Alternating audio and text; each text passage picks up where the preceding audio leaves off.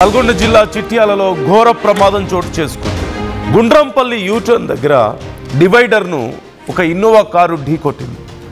వేగంగా ఢీకొట్టడంతో పల్టీలు కొట్టి ఆ తర్వాత కారులో ఒక్కసారిగా మంటలు చెలరేగినట్లుగా తెలుస్తోంది.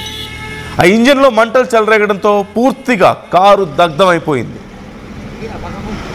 అయితే వెంటనే స్పాట్కి చేరుకొని ఫైర్ సిబ్బంది మంటలు ఆర్పారు. కారులో ఉన్నటువంటి 8 మంది సురక్షితంగా బయటపడ్డట్లుగా తెలుస్తోంది. కారు రోడ్డుపై అడ్డంగా పడడంతో హైవేపై ట్రాఫిక్ జామ్ అయింది. మీరు విజువల్స్లో చూస్తున్నారు.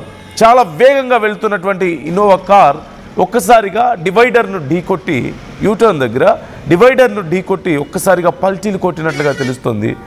ఆ పల్టీలు కొట్టిన సమయంలో ఆ ఇంజిన్లో ఒక్కసారిగా మంటలు చెలరేగడంతో అవి కారంతా వ్యాపించాయి.